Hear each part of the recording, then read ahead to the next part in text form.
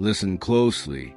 There is a hush before the map unfolds, a silence made not of absence, but of anticipation. Somewhere between the first frost and the last loon's call, a breeze glides through the trees and stirs something old and unnamed in you. Maybe it's memory, maybe it's a beginning of becoming lost. In the best possible way, you are on the cusp of a land where the lakes hold their breath in the early morning mist, where forests shimmer with stories left untold, and the wind still carries the long, low echo of something ancient, older than cities, older than nations. The stars here don't twinkle, they wait. The ground doesn't just hold you, it listens. Take a step. Feel the hush give way to wonder. Feel your edges blur. Your senses stretch like soft branches toward the unknown. You are the traveler now.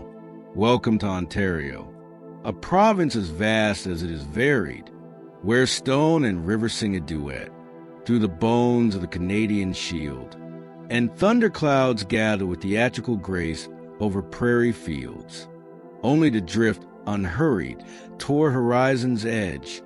Ontario is not a single landscape. It is multitudes, the sharp vertical heartbeat of cityscapes, the slow hush of maple woods and morning fog, the limestone shoulders of forgotten roads, curling like runes into countryside, beneath Toronto's towers, steel skeletons of ambition reaching skyward. There once ran the paths of the Anishinaabe, whose stories still live in the land. If you know how to listen, they walked these banks, fished these lakes, sang songs into wind that still weaves through pine, traveled gently here. Even in cities, you are never far from water, never far from a crow's cry, never far from roots that run deeper than pavement. Locals may greet you with warmth or reserve. Both are signs of welcome, each shaped by long winters, by the hush of snowfall and the strength of staying. In small towns, let time slow. Let your voice match the rhythm of rivers. Ask before entering, listen before speaking. Order a double-double at a corner Tim Hortons. And understand it's more than coffee. It's communion. And if you find yourself alone on a lakeshore at dawn, with loons calling and mist rising, know this: you are not alone. You are exactly where you're meant to be, held in the wide, whispering hands of Ontario. Now breathe. The journey has just begun.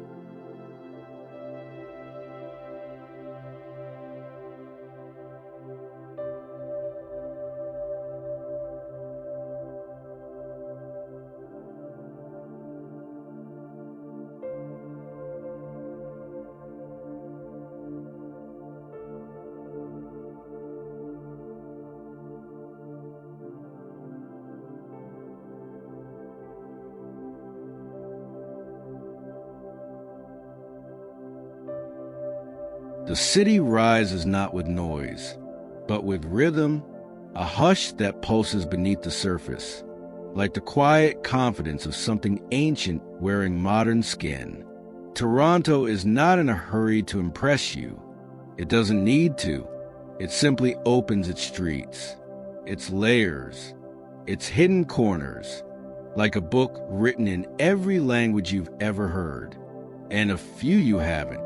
Streetcars hum over rails still wet with dawn, and Kensington Market stirs with scent.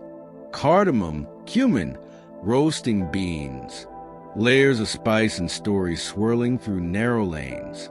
Every mural is a memory, every alley a thesis, on what it means to belong. In the heart of this city beats a history too often paved over. Toronto, the place in the water where the trees stand. Long before the skyline, there were council fires and canoe routes, trading paths and peace treaties, as the Wendat, Haudenosaunee, and Mississaugas gathered on these very shores.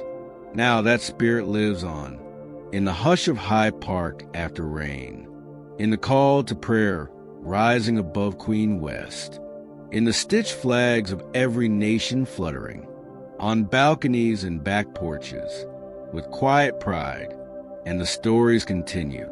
There's the tale of the Toronto Carrying Place Trail, an ancient indigenous route that once led travelers from Lake Ontario to the North Woods, through rivers and ridges and memory itself. Today, its path is shadowed by highways and neighborhoods, but if you walk with care, you can still feel it, a current running beneath your steps. Move with openness here. The subway will carry you through a cross-section of the world. At each stop, you disembark in a different language, a different rhythm, a different scent.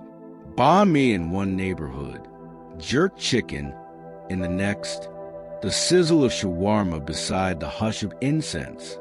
In this city, kindness often comes quietly, a nod at a crosswalk, a stranger holding the subway door, a shopkeeper remembering your name. After a single visit, it is a place of edges and in-betweens, where steel and glass kiss sky, where the lake holds its cool breath against the shore, where maple leaves fall onto sidewalks crowded with neon signs and cherry blossoms, and at sunset, from the shoreline near the ferry docks, the towers mirror firelight, and the whole city seems to pause, as if even it is remembering where it came from. So, don't rush. Toronto unfolds for those who stay long enough to hear its deeper voice.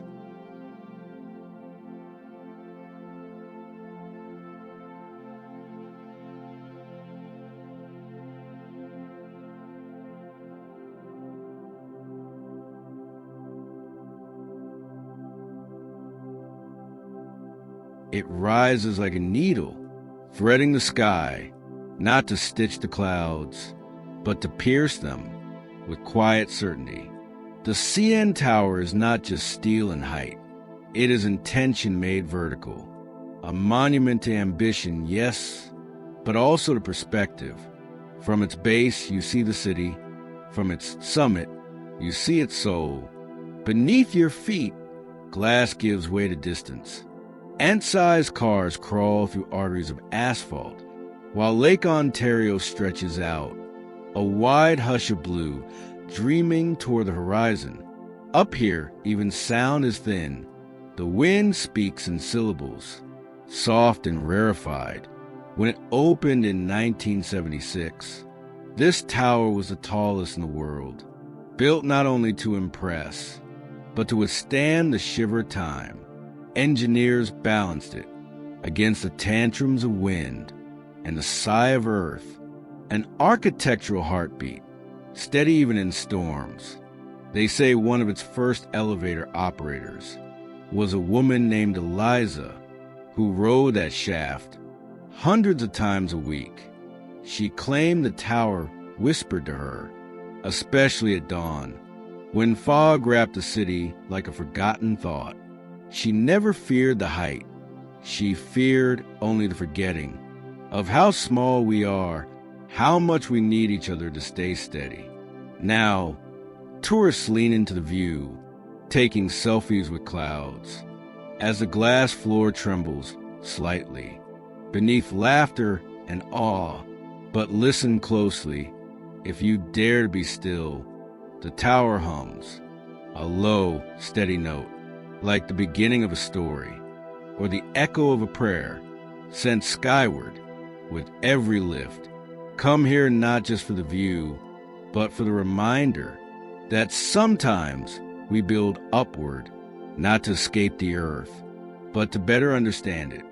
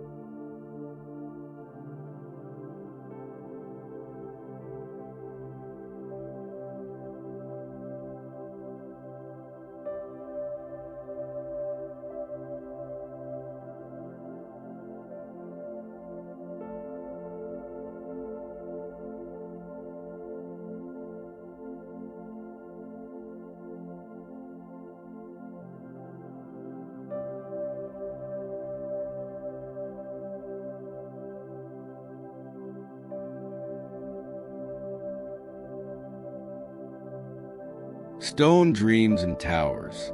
And at the heart of Toronto, Casa Loma rises, a castle not born of kings, but of longing. Turrets bloom against the skyline, like something misplaced from Europe, but this is no ancient fortress.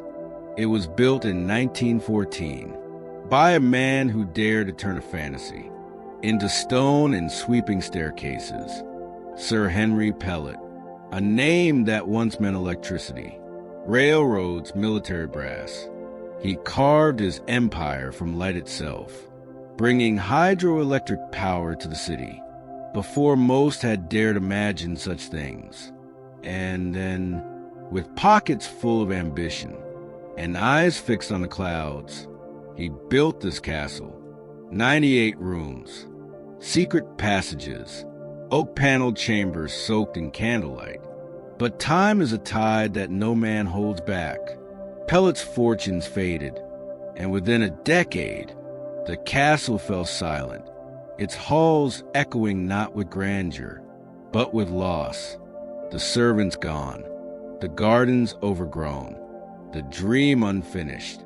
They say he returned once, old and nearly forgotten, wandering the empty ballroom alone, a man who had touched stars and been left holding dust.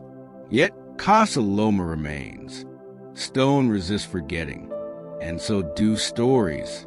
Now the halls carry footsteps again, tourists tracing their fingers along tapestries, weddings whispering vows under vaulted ceilings, children peeking through hidden doors, ghosts, perhaps, but not the kind that haunt, the kind that remember, stand in the conservatory. As sunlight breaks through stained glass and spills across marble tiles, listen to the hush in the underground tunnel where shadows breathe quietly against the limestone walls. Travel here with reverence, not for royalty, but for vision, for all the places in the world where dreams are made visible, however briefly, and held together by will, stone, and the ache of impermanence. In winter, snow gathers on the parapets. In spring, ivy begins to climb again. And in every season, Casa Loma remains, not just a monument to one man's dream, but a reminder what we build out of longing sometimes outlives us in ways we never intended.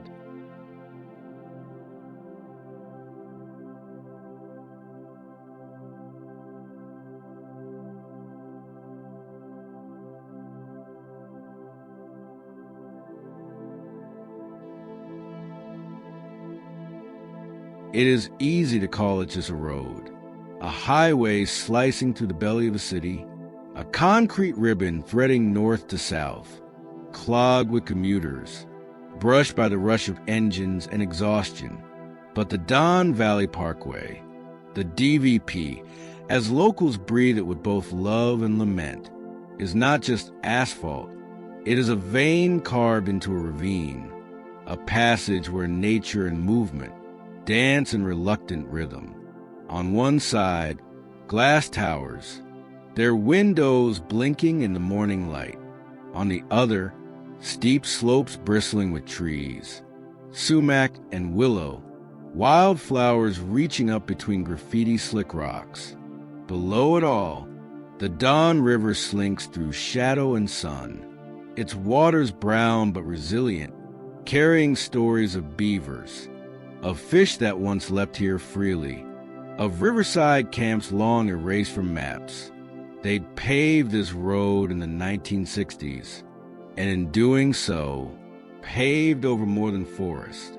Beneath this stretch ran paths the Mississaugas once followed, connecting the lake to the inland north, trading and traveling with reverence. Now, brake lights blink like fireflies in formation, but even in the crush of traffic, a hawk sometimes soars overhead. Even among the exhaust, a red fox will appear at dusk on the margins of the median, pausing patient before vanishing into brush. For those who live here, the DVP is both lifeline and lament. It carries them toward work, toward family, toward evening and obligation. And in autumn, the valley bursts into color, amber, rust gold. It is a corridor of fire, and for a few stolen moments, even those trapped in rush hour look up from their steering wheels and remember beauty. So travel it not just as a route, but as a reminder that under even the busiest road, a river still remembers how to sing.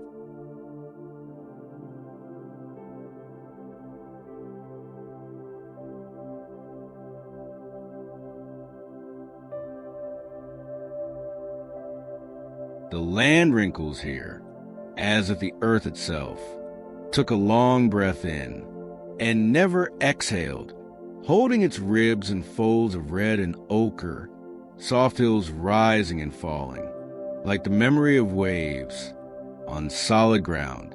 The Cheltenham Badlands appear suddenly, just outside the hush of Caledon. One moment, forest, farm, fence line. The next, Mars.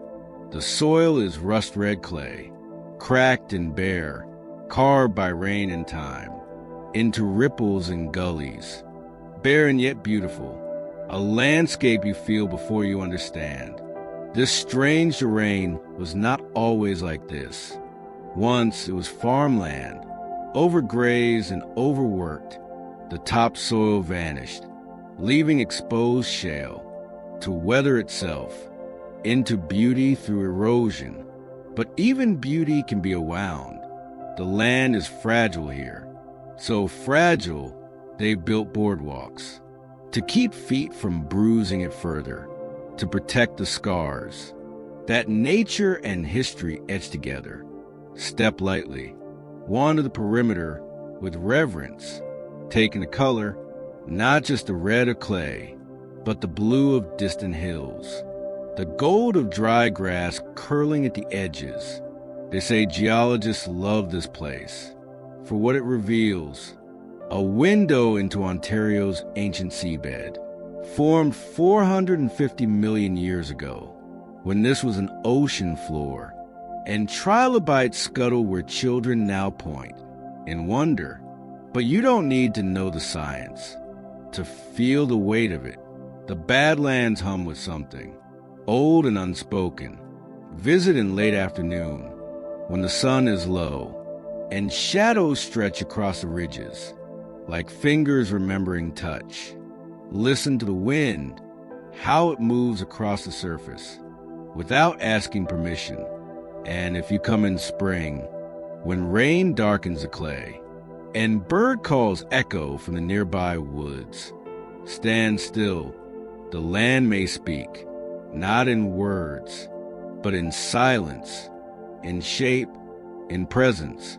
This place, too, is a reminder. Even damaged earth can hold a kind of sacredness. Even the forgotten corners can shine.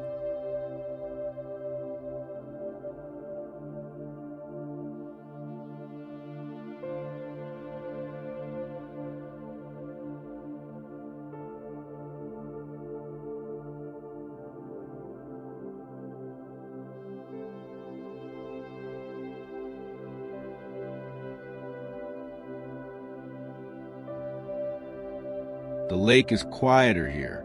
In Oakville, waves don't crash. They exhale, a town stitched gently along Lake Ontario's edge, where sailboats sway like held breaths, and gardens seem to bloom, not from soil, but from civility itself. There's a hush to this place, a kind of middle distance, between the urgency of Toronto and the wildness of the Bruce. Oakville hums in major keys, tree-lined streets, stone churches, cafes that steam their windows in the chill of early morning. Yet, beneath the manicured calm, there are stories. Once this was Mohawk land, their canoes carving paths through the river mouths, fishing nets strung across inlets. Then, in the early 1800s, a man named William Chisholm bought the mouth of 16 Mile Creek and built a harbor that would cradle schooners and salt. Whispers of shipbuilders remain in the woodwork of homes near the lakeshore, and the names of streets still carry echoes of lumber, iron, and steam. If you walk the heritage trails, pause at the footbridges, watch how the water folds under them, then smooths out as if remembering something painful and choosing peace. In winter, snow wraps this town in stillness. In summer, laughter lifts from park benches, and farmers' stalls brim with peaches. Respect the rhythm here. Smile back when someone nods. Say thank you, not because you must, but because the air seems to ask for it. And if you stand on the pier at dusk, facing the lake, you may catch the light as it slips quietly beneath the waves. Not a spectacle, a sigh. Oakville doesn't shout. It simply remains, calm, steady, and waiting for those willing to listen.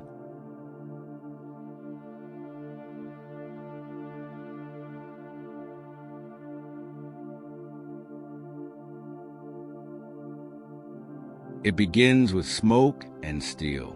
From a distance, Hamilton rises in plumes, industrial breath lifting into the sky, above rooftops and smokestacks, where furnaces still glow, with a memory of iron and effort.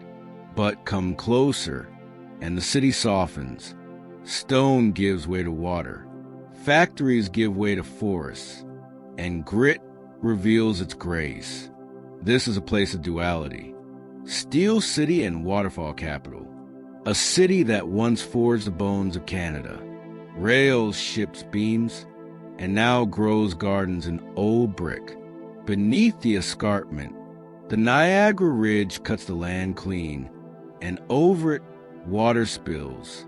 Tiffany Falls, Webster's, Albion, each one a secret softened by moss and time.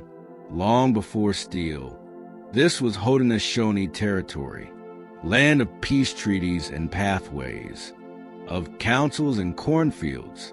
Their stories still echo in the rustle of the Red Hill Valley and the hush of the Bruce Trail at dusk. Hamilton holds tension like a hymn. It doesn't hide its scars. It doesn't pretend to be polished. But beauty lives here, in murals blooming on alley walls, in markets where vendors offer you a smile, with your apples, in neighbors who stop, not out of obligation, but care.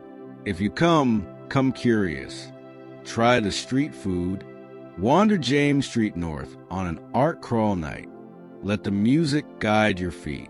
You might meet a welder turned painter, or a poet who once drove trucks. And if you find yourself standing on the edge of the escarpment at sunset, watching the city flicker below, know this: Hamilton doesn't shine like gold. It burns. Steady, warm, real.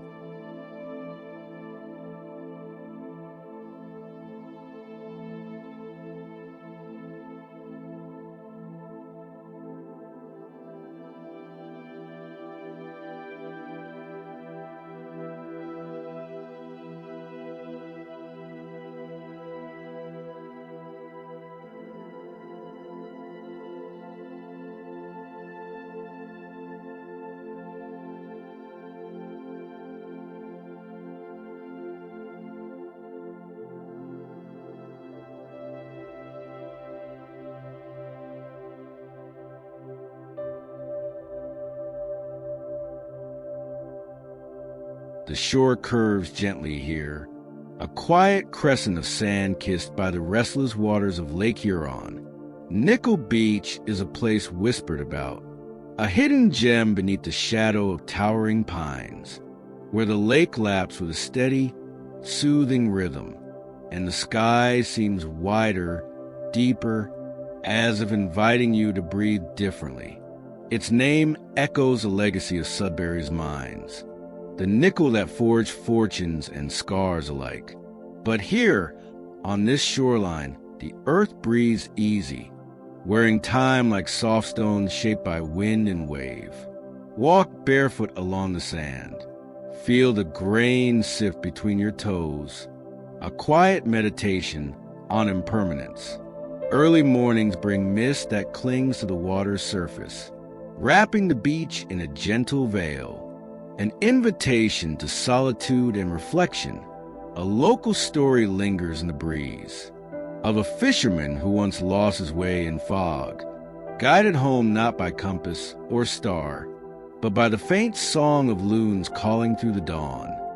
Travelers come here not for spectacle, but for sanctuary.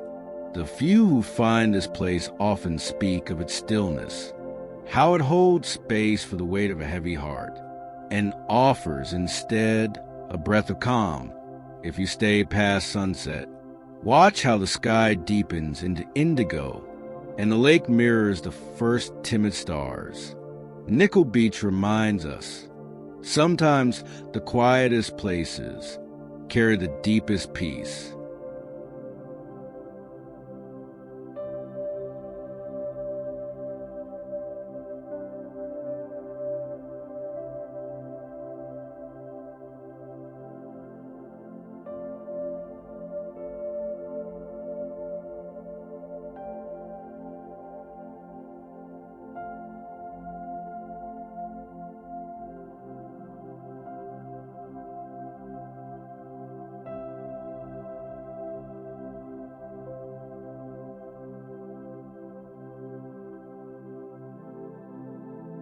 Elora feels like a secret told in whispers, a village nestled where limestone cliffs cradle the Grand River, its waters carving gentle canyons, echoing with the soft murmur of history.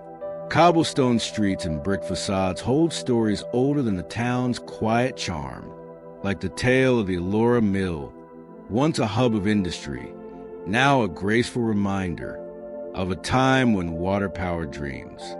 In autumn, the cliffs blaze with color, fiery reds and golds spilling into the river's slow embrace. Misty mornings here hold a sacred hush, where the world seems suspended between breath and silence. Locals speak kindly, their accents tinged with history, and they welcome visitors with a warmth that feels like home. There is an old story of a hidden cave beneath the cliffs, said to be a refuge during times of unrest, a place where hope and courage mingled in the shadows. Wander slowly along the river's edge, listen to the rustle of leaves, and feel the pulse of a place that lives between stone and water, memory and moment. Elora is a quiet invitation to remember the beauty of stillness and the power of a place held close to the heart.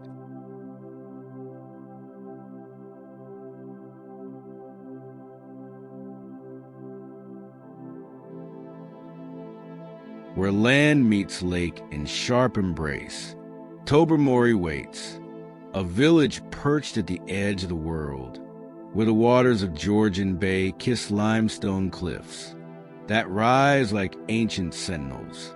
Here, the scent of cedar and pine mingles with the salt and spray of the lake, and every gust of wind carries the whisper of old stories, of shipwrecks lost beneath turquoise waves, of fishermen's tales spun in the flicker of lantern light.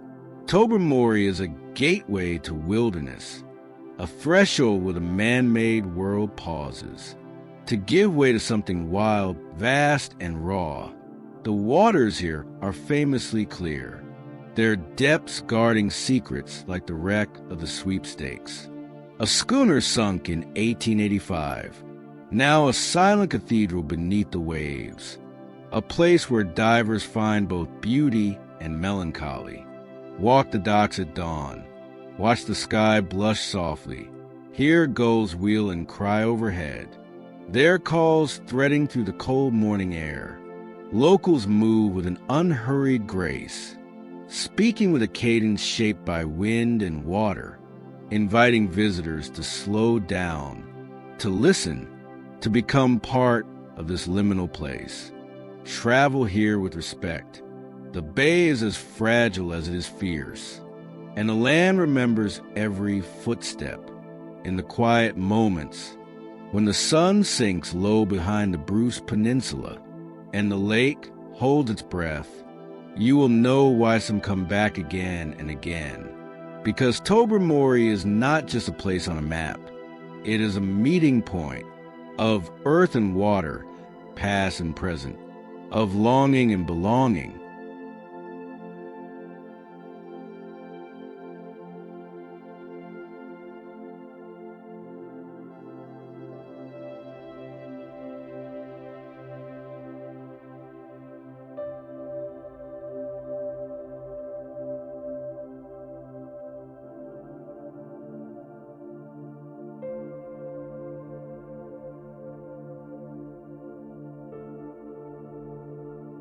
The Bruce Peninsula stretches like a living spine, jagged and proud, dividing two great waters, Georgian Bay on one side, Lake Huron on the other.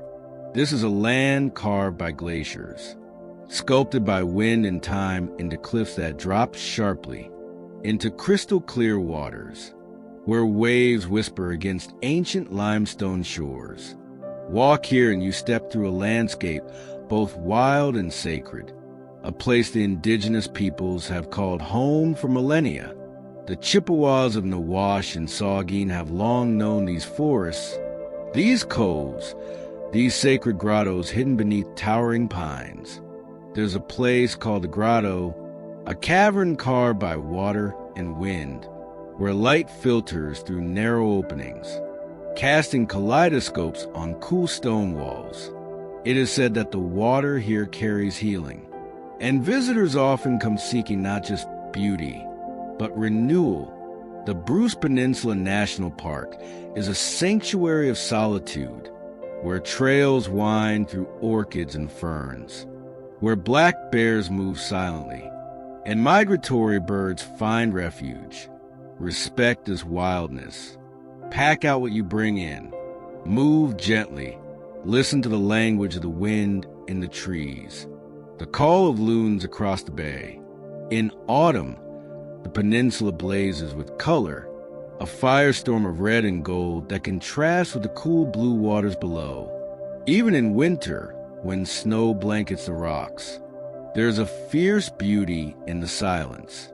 Here, on this edge of land and water, you are reminded how small we are and how vast the world still is, waiting for those who seek its quiet truths.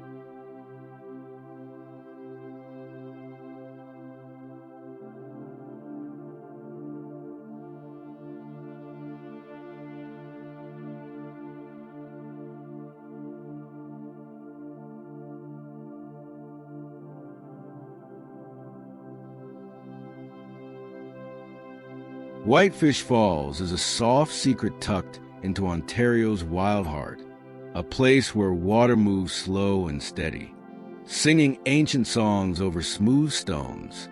The falls themselves are modest, not thunderous or overwhelming, but gentle, like a whispered invitation to pause. Mist rises in delicate veils, softening the edges of moss-covered rocks and framing the trees that lean close as if eager to listen. Local lore tells of a whitefish, a ghostly silver shape, said to glide beneath the surface, elusive and revered, a symbol of resilience and renewal. The nearby forests are thick with pine and birch, their needles and leaves creating a patchwork of green and gold, and in autumn a fiery cloak. Travelers here often find themselves caught between the slow breath of nature and the quiet heartbeat of the land. Come with patience. Let the rhythm of the falls settle into your own. The path to Whitefish Falls is as much inward as outward, a moment of stillness in a world that seldom waits. Here, the water song reminds us, sometimes the softest voices carry the deepest wisdom.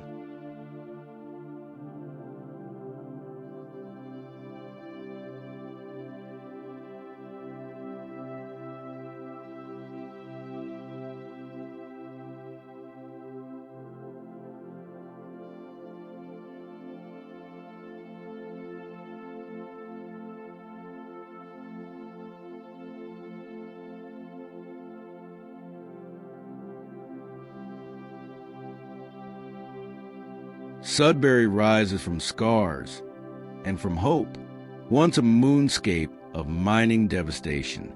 Where the earth was peeled back, raw and wounded, this city now wears green again, a slow, deliberate healing. Nickel mines left deep pits, and forests stripped to the bone, but nature, resilient as the people here, has begun to reclaim. Lush parks now bloom where slag once piled, and the waters shimmer with new life. Sudbury's story is one of transformation, not just of land, but of spirit. The city embraces its industrial roots, with museums that honor the miners, their grit and sacrifice, woven into the town's identity. But it also looks forward to cleaner air, to art and culture, to trails winding through reclaimed wilderness. Travel here with respect for both past and future. Listen to stories from locals. They speak of struggle and renewal, of a community bound by earth and labor. In Sudbury, you witness a truth often forgotten.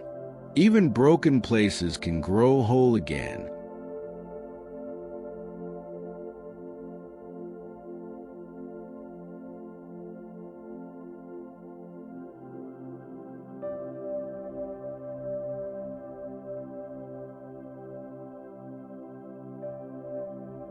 Algonquin Park is a cathedral of trees where silence hums between ancient pines and the air tastes of moss and rain. Here, the wild breathes deeply, moose step softly through mist, loons sing their melancholy hymns across glassy lakes. The park is a mosaic of lakes and forests, where every trail leads to discovery and every clearing holds a quiet reverence. Long before the park was set aside, it was home to indigenous peoples who understood the land's sacred pulse. Travelers who come here must tread lightly, respect campfire rules, listen to the whispers of the wind, and honor the delicate balance of life. In Algonquin, the seasons speak in vivid tongues. Summer's green fades to fiery autumn, and winter cloaks the forest in white silence. Here, solitude is a gift, and every dawn brings a chance to start again, a fresh page written in footprints and quiet awe.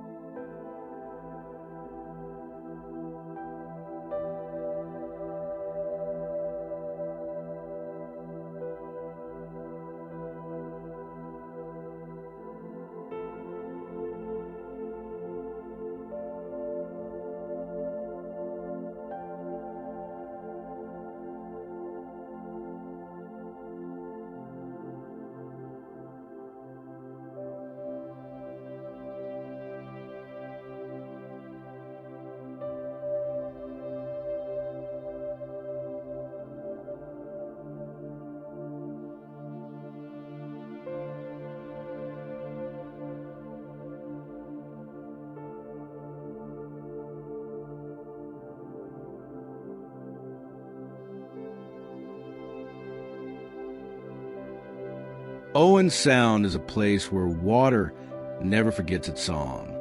Nestled along the Niagara escarpment, this town is cradled by the ceaseless flow of waterfalls, each one a ribbon of motion carving stories into stone. Tews, Inglis, Jones, the names of cascades that dance with restless energy, falling with persistent grace that speaks of time both fleeting and eternal. In early morning mist, the falls were a veil of mystery, their roar softened by the hush of dawn. Moss clings to rocks like ancient memories, and ferns lean in, eager to touch the spray. This water has witnessed centuries of change. First Nations people who once fished these streams, European settlers who harnessed their power to run mills, and now visitors drawn to their raw, unfiltered beauty. There's a lesser-known tale here, whispered among locals, of a logger who once rescued a trapped deer beneath Inglis Falls, a small act of kindness amidst the rugged wilderness, reminding us of fragile thread connecting human and nature. Travel slowly through Owen Sound's trails, where the damp earth smells of cedar and rain. Listen closely to the water's song, not just its sound, but its presence, steady and insistent. Respect the paths, tread lightly, and allow the waterfalls to teach you the language of patience, resilience, and quiet power. As the sun sets, casting golden light on cascading waters, you realize this is a place where time flows differently, measured not in hours, but in whispers and falls.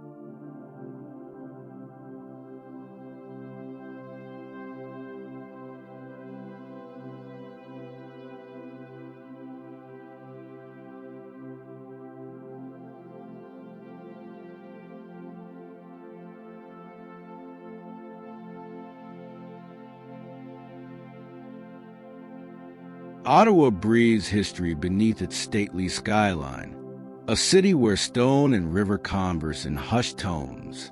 The Rideau Canal threads through its heart, a ribbon of glass and ice depending on the season, telling stories of commerce, conflict, and quiet celebration.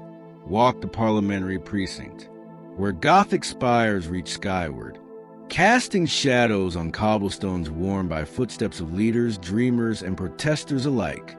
Beneath the grandeur, Ottawa pulses with quieter, unseen life. Indigenous voices that have echoed here for millennia, their stories woven into the land beneath the foundations. A lesser-known story lingers in the walls of Bywood Market, where, during the early 19th century, secret meetings of rebels brewed plans for a better future. An echo of courage beneath the hum of commerce, the city invites gentle exploration. Pause by the river's edge, where herons stand sentinel. Listen to the rustle of maples in the breeze, and speak softly when walking these grounds. For every stone remembers.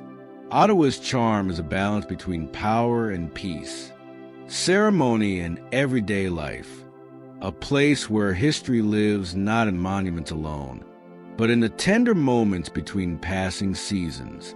Here, the pulse of a nation is felt not just in speeches, but in the quiet dignity of the land itself.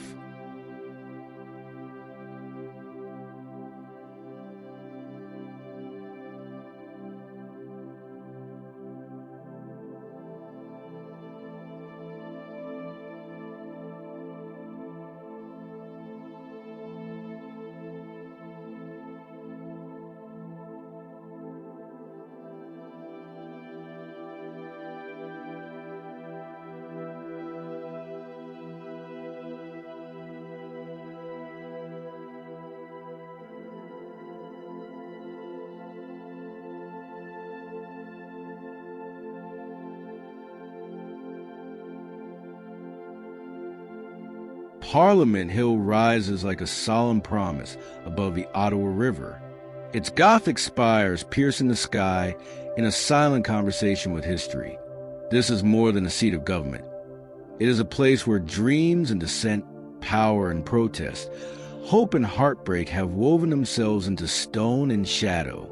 The Peace Tower stands watch, its clock face a steady heartbeat in the city's pulse, marking time for a nation still writing its story. Within these walls, the echoes of debates long past mingle with the quiet footsteps of those who walk its corridors today, each carrying the weight of voices yet to be heard. Fewer know of the secret tunnels beneath the hill, whisper about its pathways for escape or intrigue, or the stories of the 1916 fire that nearly consumed the center block, a blaze that tested the resilience of a young country. Stand on the lawn as the sun dips low. Feel the breeze carry both the solemnity and the hope that animate this space.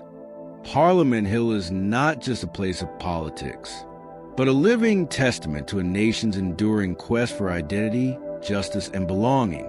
Here, beneath stone arches and soaring towers, the future and the past converse, inviting you to listen, to witness, to become part of the ongoing story.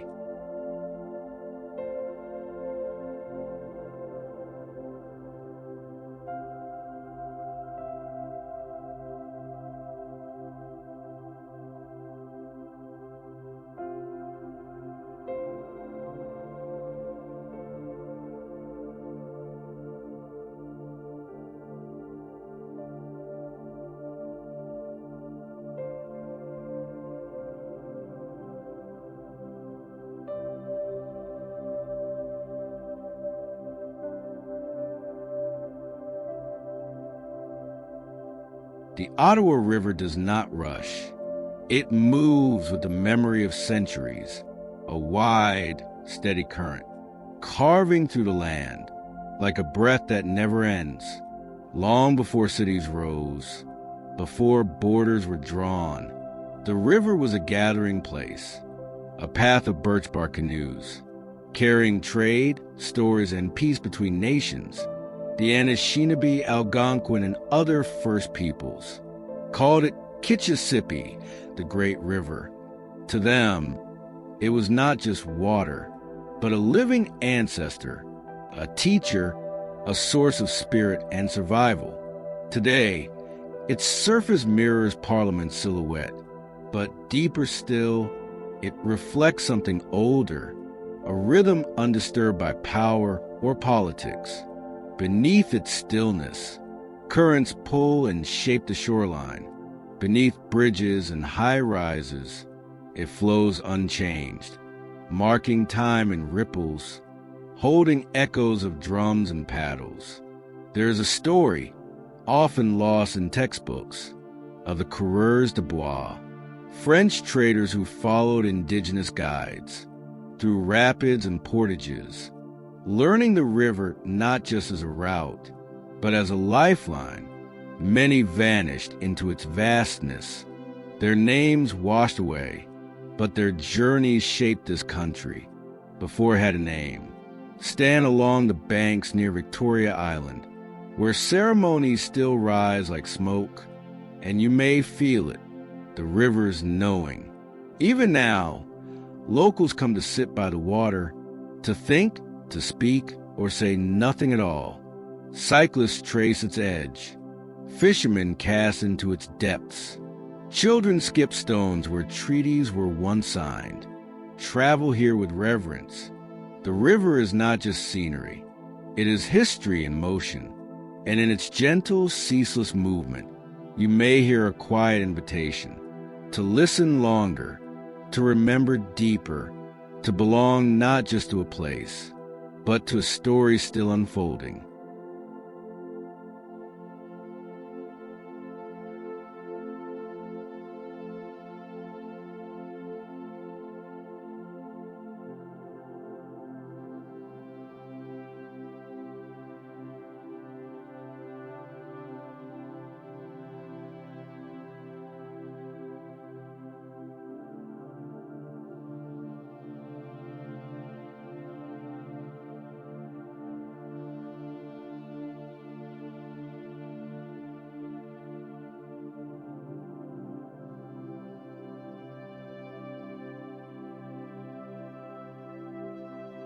The Rideau Canal moves like a ribbon through Ottawa's heart, a winding thread of water, stitched into the fabric of both city and country, built not for beauty, but for defense, a military project born from fear of American invasion.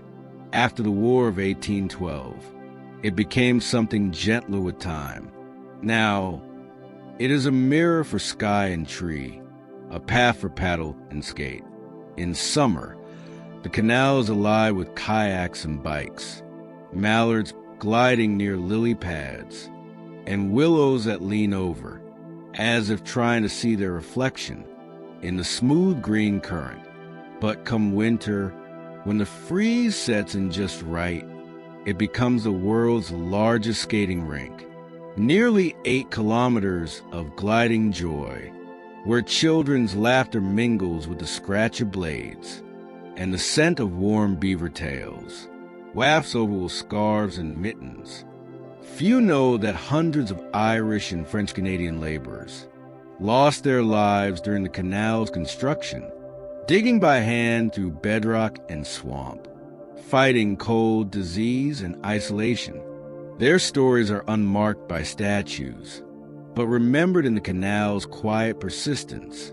The name Rideau, French for curtain, comes from the twin waterfalls where it begins, tumbling like soft fabric into the Ottawa River below. Travel its path slowly, whether on foot, wheel, or skate. Let the rhythm of the water guide you. Pause on a footbridge and watch how the light laces itself across the surface.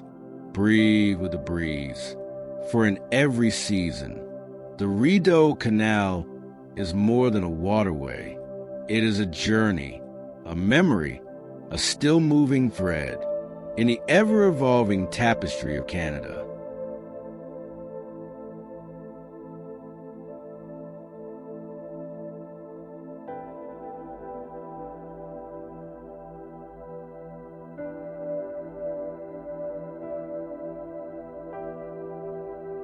Kingston sits where lake and river meet, a sentinel of stone and wind, on the edge of Lake Ontario, where the St. Lawrence begins its long journey east. It is a city built from limestone, each block pale and resolute, each wall whispering of soldiers, sailors, students, and shadows. Before it was Kingston, it was Cataraqui, a gathering place for indigenous nations who knew the power of water's convergence. Later, it became a capital briefly, and then a fortress, a prison, a port. Stories linger in the alleys near the waterfront of escaped slaves who found freedom here via the Underground Railroad, and of prisoners whose names were never carved into stone, but who shaped the city's soul. All the same, at sunset, Fort Henry glows in golden light, its cannons now quiet, its ramparts open to stargazers and dreamers. Walk the waterfront trail, and you'll see sailboats dance against the horizon, and hear the wind carry gull cries across slate-gray waves. Kingston is a city that endures, not loud or hurried, but grounded, weathered, wise. Come slowly. Stay until the church bells echo through the dusk. Let the limestone speak.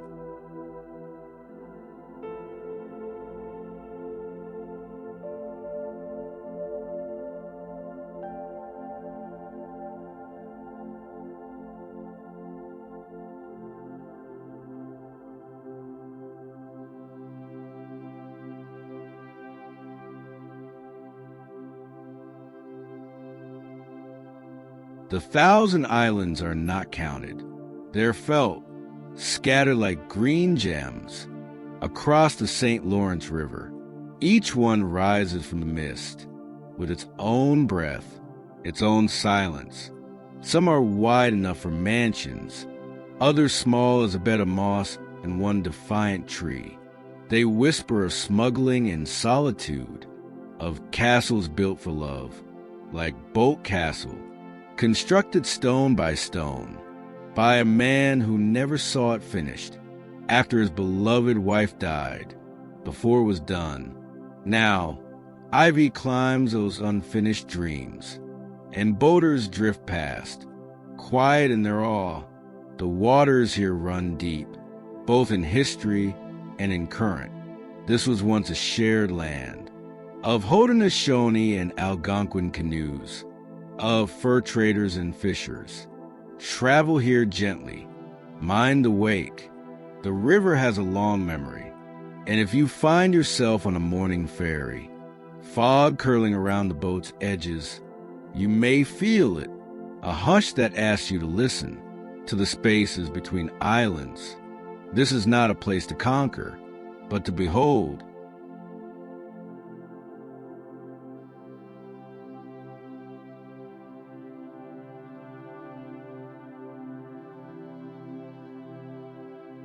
Brockville leans gently against the St. Lawrence, its streets unfolding with a quiet grace. Born a time in river light, once called Elizabethtown, this was one of the earliest Loyalist settlements. Its limestone homes and colonial facades still watching the river as they did centuries ago. Here, history isn't preserved. It breathes. It lingers in the cracks of stone walkways, in the echo of footsteps along the waterfront promenade, in the rusted iron of old ship anchors, resting like forgotten punctuation. Few visitors know of Canada's first railway tunnel, a marvel hidden beneath the town, now lit with shifting colors. Its cool walls telling stories of steam and ambition. Walk it slowly. Feel how the past hums beneath your feet. The town is not large, but it holds multitudes. Museums tucked in mansions, galleries hung with the dreams of local hands, and parks where children's laughter rises like bird song through maple branches. The river here is slower, wider, as if it too is pausing to remember. Come to Brockville not to be dazzled, but to be welcomed. Take a bench by the shore. Let the wind move through your thoughts. Let the stillness remind you, even small towns carry deep tides.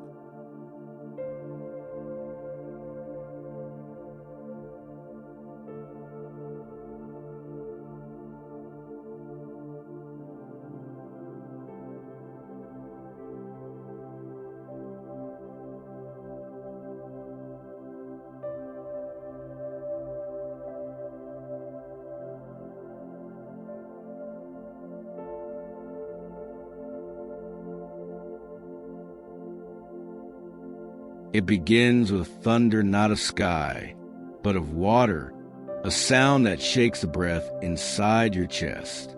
Before you see a single drop, Niagara Falls does not whisper, it roars. 3 curtains of water, horseshoe American bridal veil, plunge with relentless grace, pouring centuries of glacial memory into the gorge below. Mist rises in clouds, cooling faces and feeding rainbows, as if light itself has come to bear witness.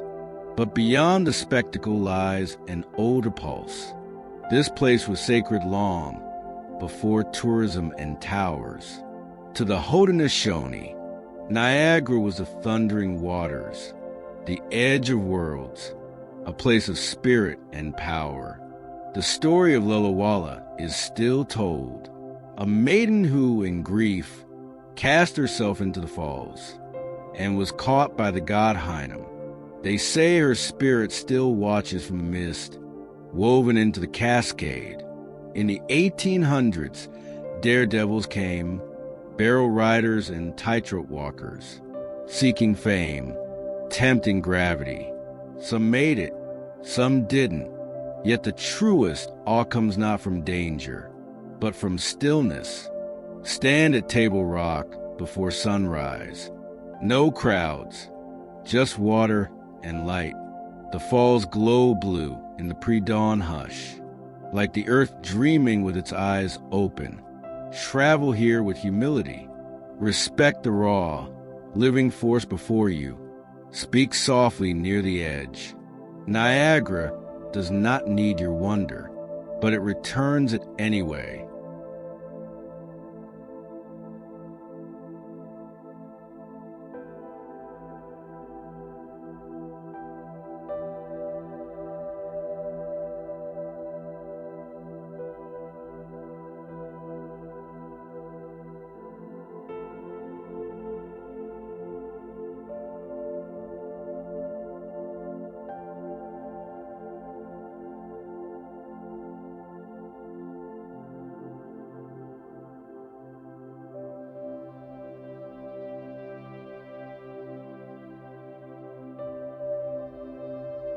Windsor stands at the edge, Canada's southernmost city, where the Detroit River glides between two nations, like a slow, knowing whisper.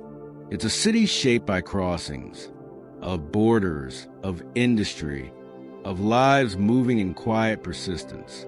Steel and smoke once wrote Windsor's story, forged in the heat of auto plants and rail yards.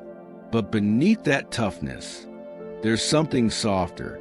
Gardens along the waterfront, art among the silos, music echoing from small cafes on still nights. This was a vital node in the Underground Railroad, where freedom crossed in the dark. From one shore to another, there are still homes that remember, basements that held hope, and trees that stood witness. From the riverfront, you can see Detroit's skyline, close enough to touch, yet a world apart. Walk the sculpture park at dusk. Let the wind move around you, and the water speak its bilingual song. Windsor is not flashy. It doesn't demand, but it offers space for memory, for movement, for quiet crossing.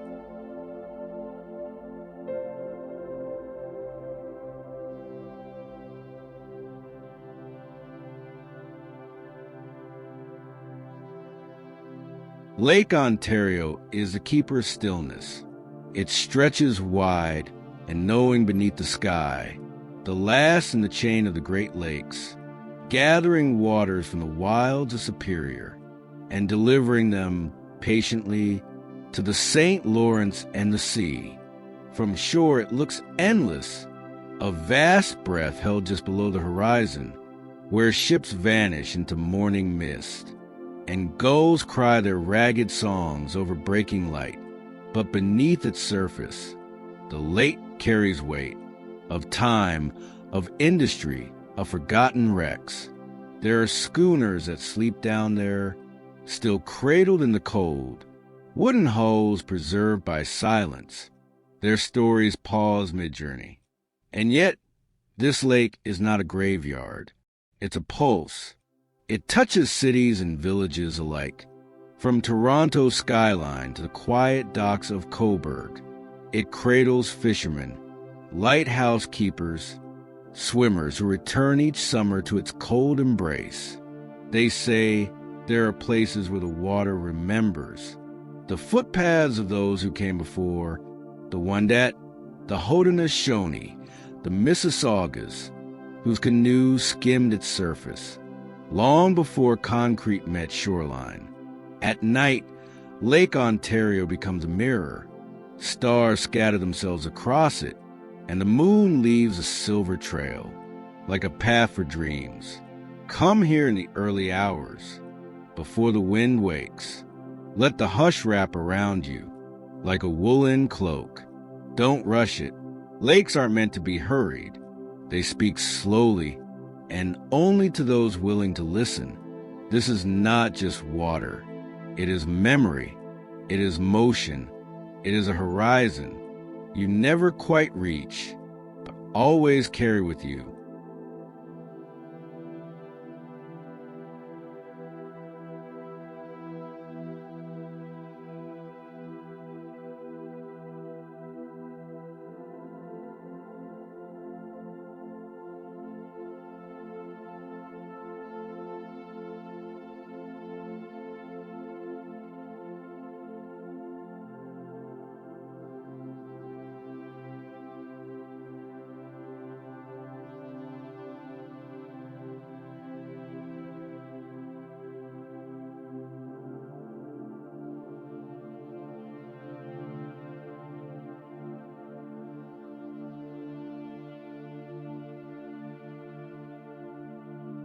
The Welland Canal is a staircase of water.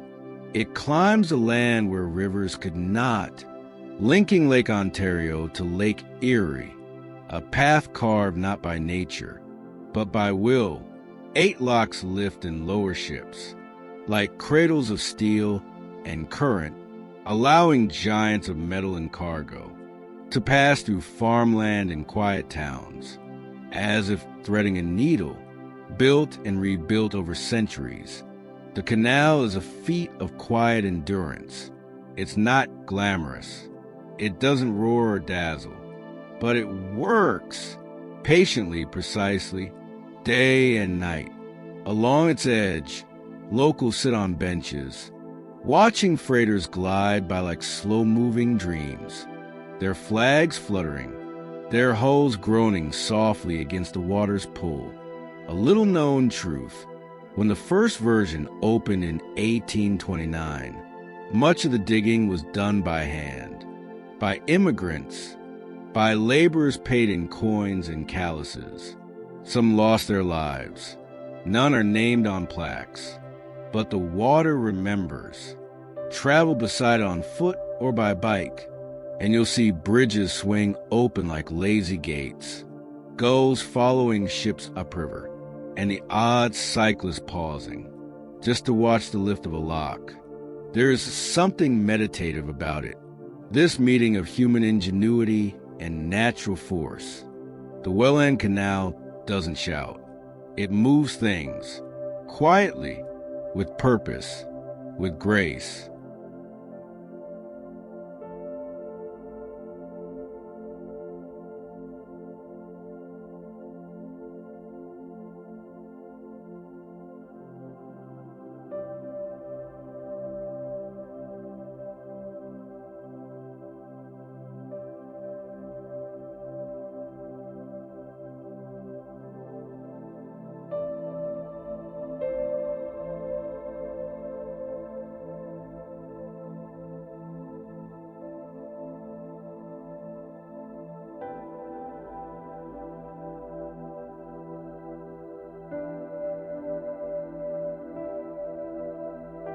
Muskoka is where time loosens its grip, a land of mirror lakes and granite bones, of white pines that lean like old storytellers, over docks bathed in morning mist.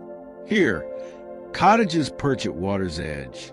There was soaked with decades of laughter, of screened porch confessions, of firefly evenings and loon-song midnights. The lakes, Rosso, Joseph, Muskoka, stretch wide and still, holding the sky like a secret. Their waters reflect not just trees and stars, but something more inward, a soft remembering. But Muskoka has deeper roots than cedar cabins and dock dives. Long before it became postcard perfect, this was Anishinabeg land, a place of spirit, of travel, of knowledge written in wind and shoreline. The granite that shapes its hills once formed the floor of an ancient mountain range, now worn down, yet enduring. And in the 19th century, loggers carved their way through the forests, floating timber down rivers, leaving scars that healed into trails. Today, travelers come to pause, to paddle at dawn, to sip coffee by water's hush, to feel the pause between breath and breeze. Come in fall, when the forests ignite, maples burning red and gold, and the lakes turn ink dark under smoky skies. Come with stillness in your steps. Let the land teach you its rhythm, because Muskoka is not just a destination.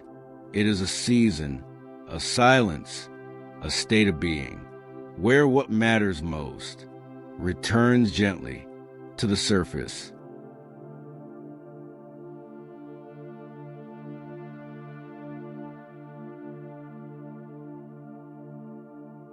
Our journey through Ontario now folds into quiet memory, a collection of places, each a thread woven into the vast tapestry of this land. From the rust-red soils of the Badlands to the shimmering edge of Lake Ontario, from wild Bruce Peninsula cliffs to the whispered stories carried on the Ottawa River's breath, we have wandered, witnessed, and wondered. This province holds contradictions, the rugged and the refined, the ancient and the ever-new, the whispered secrets beneath rushing waterfalls, and the proud echoes of cities built on dreams and steel. As the sun dips low on this final chapter, listen to the earth exhale, the slow pulse of place, the quiet song beneath all the noise.